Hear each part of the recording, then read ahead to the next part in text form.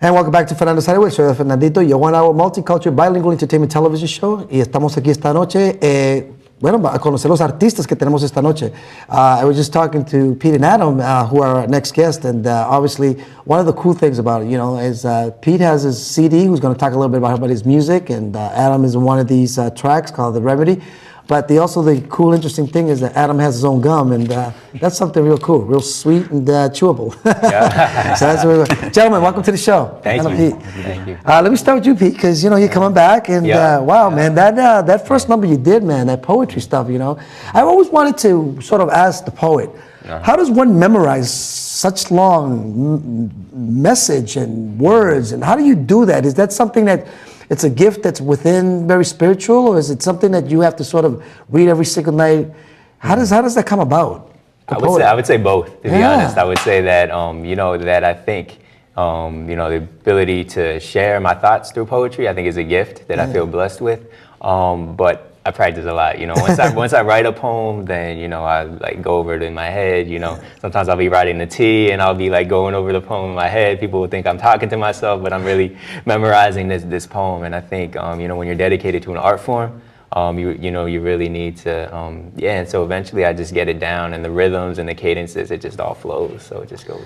La pregunta es básicamente del asunto como donde él crea esto cuando estás creando el modo que él lees y cuenta estas cosas en la mente. Él siempre es cuando está en el tren o manejando o algo, le salen esas palabras y comienza a escribir.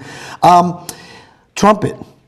You got a nice smooth trumpet. Who was your idol? Definitely Miles Davis. Yeah, Miles, I love jazz. I started playing in 5th grade. Yes, Miles was the big one.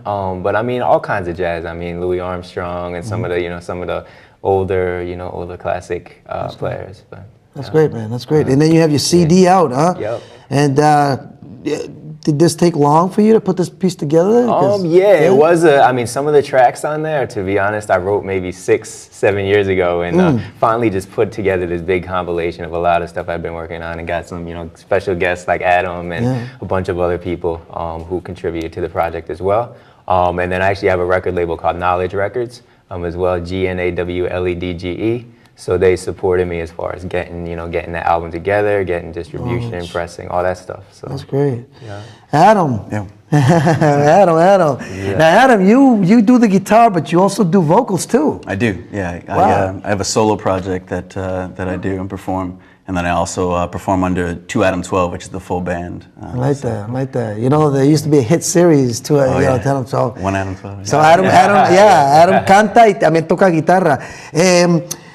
Tell me a little bit about how you and Pete came together. How did that come about? Sure. Well, I've actually been a fan of Pete's for a number of years now. He used to play with a band, the Eclectic Collective, and at the time I went to see his band at Harper's Ferry a few times. And then there was it was actually a multiracial event that was happening at Tufts, a Swirl Boston event, kind of like an open mic thing. And I had the opportunity to meet Pete there, and kind of from there, you know, we kind of became fast friends, and you know, started collaborating a little bit. You know, I featured on his album, he featured on my album, The Quelling.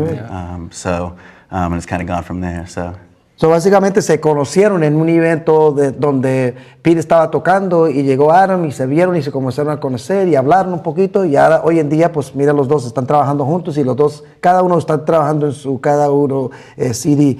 That's great. So what's coming up now? I mean, what do you guys got coming up? Because I know you got some things coming up, and you got, what do you got coming up? What's some of the projects? Anything lined up?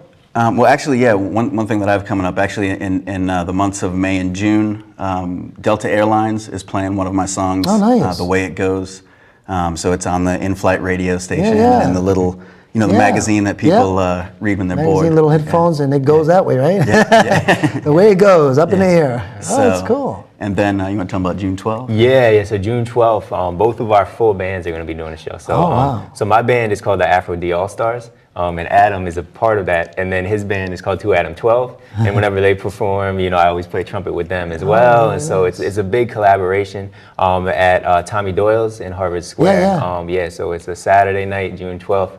It also happens to be the anniversary of Loving Day, which is a court case in 1967 that basically said that it was unconstitutional to ban interracial marriage. and both of us are products of interracial marriage. Both of us are multiracial, so I think that day holds a special place for us. So it's fitting we'll be doing a show, you know, a big celebration on that night as well. So. Awesome. Yeah. Thank you guys so much, man. Thanks, and we're going to try to get back to your music because, you know, I want to hear some more music, but thank you so much for coming on the show. Thank you for bringing your CD and your gum. Thanks, thank you so much. So ya tú sabes, ahí con Adam y Pete que están hablando sobre un evento que van a tener en junio y en mayo. Y bueno, vamos a seguir con más música, así que no se vayan, regresamos pronto. We'll be right back.